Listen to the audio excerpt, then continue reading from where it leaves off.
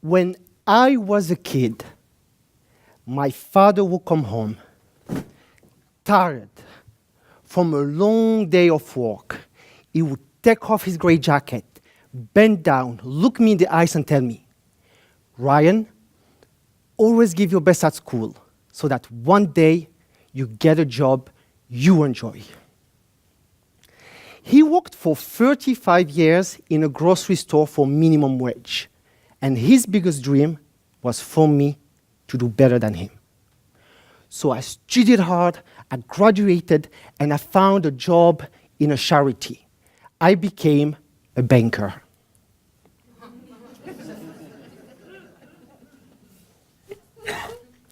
My father was very happy, and I was happy that he was happy. But deep down, I was miserable. I felt stuck. Ladies and gentlemen, fellow Toastmasters, and anyone in this room who has ever felt stuck, every day I dreaded going to that job. I thought, I want to travel, I want to explore, I want to be the next Bill Gates one day. One morning, I had enough. I typed my resignation letter, printed it, and I stormed to my manager's office. Philippe, I'm going to get a coffee. Do you want one?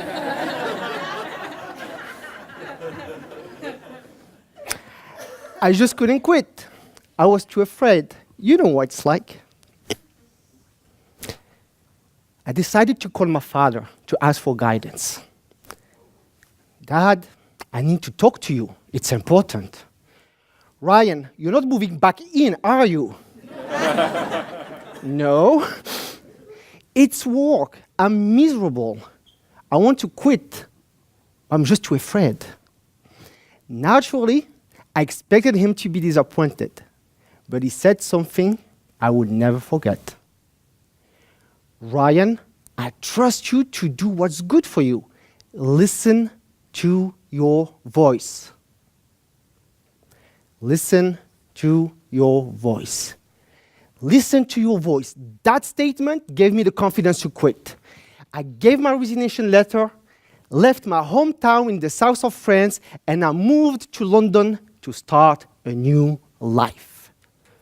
I was full of confidence, ready to conquer the world. I listened to my voice. And 6 months later, I had zero saving, and I was working in a pub.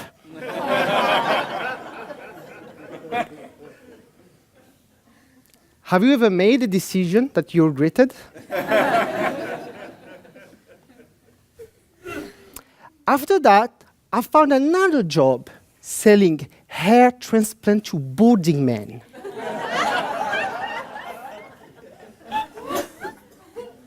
And I got fired. I think it's because I refused to use the product on myself. I was a mess.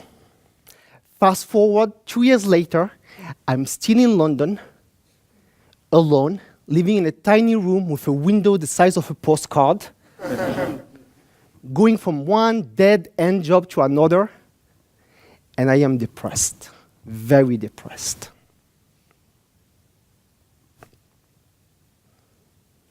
In my dark moments, I will remember my father's words. Ryan, listen to your voice. And there's something inside me that's telling me, don't give up. So I kept going. And one day I received an email. It was from an old coworker from the hair company. He still has his hair, by the way. He tells me, Ryan, I found this great business training. I thought about you. Maybe you should check it out. And again, there's a voice inside me that's telling me, Ryan, you better go to that training. That training transformed my life. I was in a room full of ambitious people eager to learn and grow, a bit like here today. And that training gave me the confidence to start my own business. And 12 months later, I replaced my salary, and my savings. That's when I decided to fulfill my dream to travel the world. I traveled to 40 countries across Europe, Asia, Australia, South America. And on my journey, I met this incredible woman in her green dress and a smile that looked like a rainbow. We fell in love, and we got married.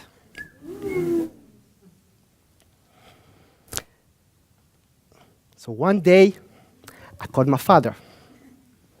Dad, I need to talk to you. It's important. I'm going to be a father. And he said something I would never forget. Ryan, I'm proud of you, my son.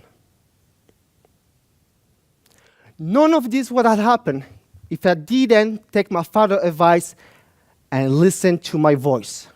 Today, you might be stuck, you might be trapped, your problem is screaming at you. There's a solution.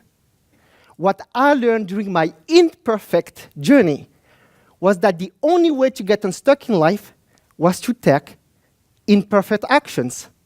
And that's what listening to your voice is all about. Now, I'm not saying that you should never listen to other people. When the timekeeper asks you to leave the stage, you better leave the stage. All I'm saying is to remember that one of those voices should be yours.